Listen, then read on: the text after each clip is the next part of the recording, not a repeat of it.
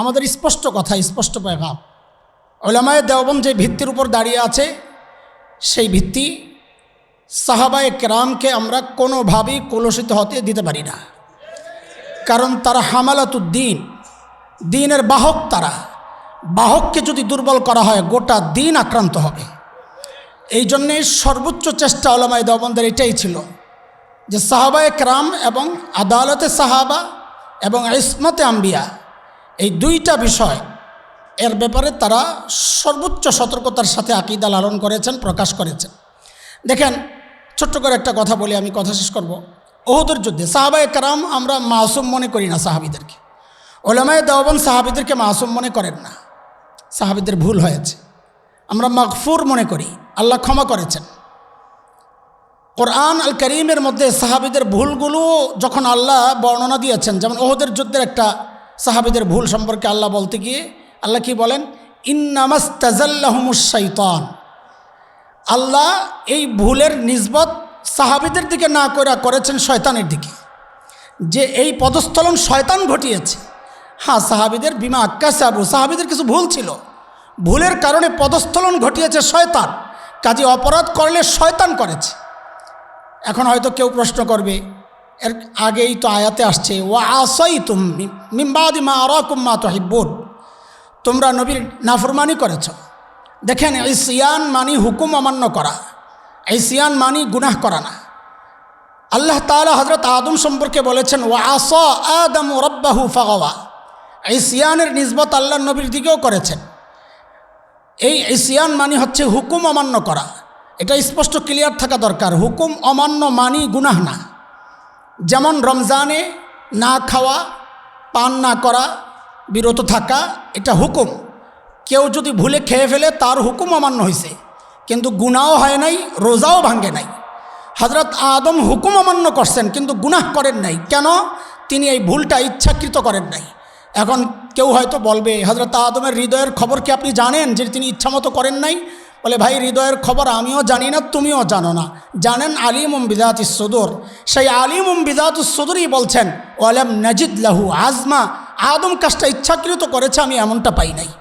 আল্লাহ তাআলা হযরত আদমের ইসমত বয়ান করছেন, সেই শব্দই সাহাবীদের ব্যাপারে আল্লাহ বলেছেন ওয়া আসাইতুম মিন বাদি মা আরাকুম মা তুহিব্বুন। দেখেন, এই সব কিছু বলার পরেও আমরা সাহাবীদের সমালোচনা কেন করি না?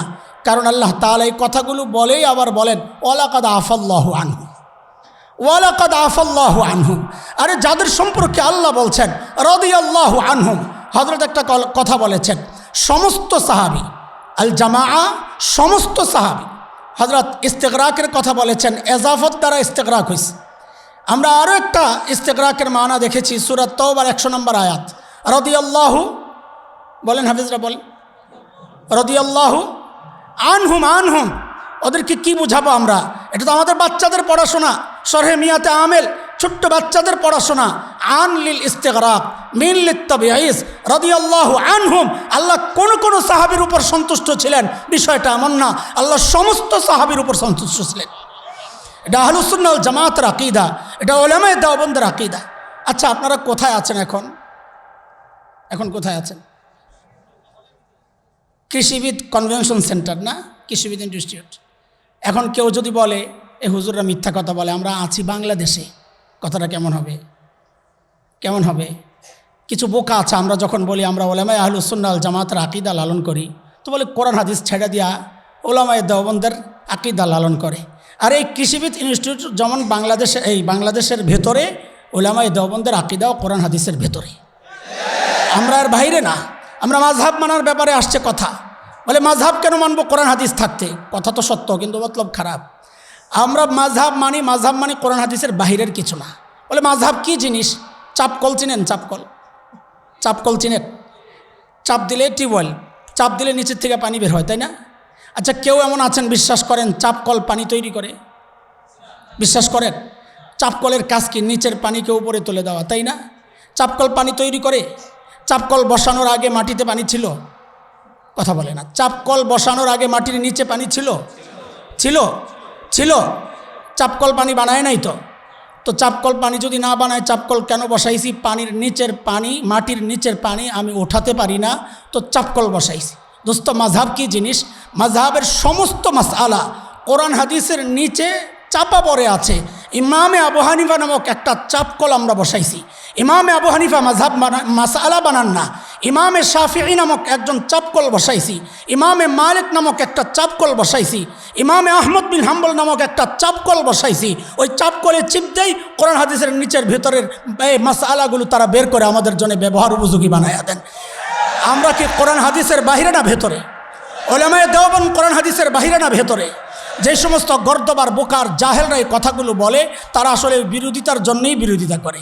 একজন বলেছেন না, আমাদের হযরত বলেছেন, রফিকুল ইসলাম মাদানী সাহেব, বিরোধিতার জন্য যারা বিরোধিতা করে তাদের জন্য কোনো কথা নাই, আমাদের আপনজনরা যেন বিভ্রান্ত না হয়, তাদের জন্য আজকের এই আয়োজন। আজকে এই মুহূর্তে ওইরকম একটা গুরুত্বপূর্ণ আলোচনা পেশ করবেন আমাদের সামনে আজকের আমাদের প্যানেল আলোচক। সারা দুনিয়ার এক ভয়ঙ্কর ফিতনা, সেটা হচ্ছে মডারেট এবং মডার্নিস্ট ফিতনা। মডারেট হচ্ছে ইসলামের নানান বিষয়কে নিজের মন গড়া একটা ব্যাখ্যা দেওয়া, আর মডার্নিস্ট হচ্ছে কিছু কিছু বিষয়কে অস্বীকার করা।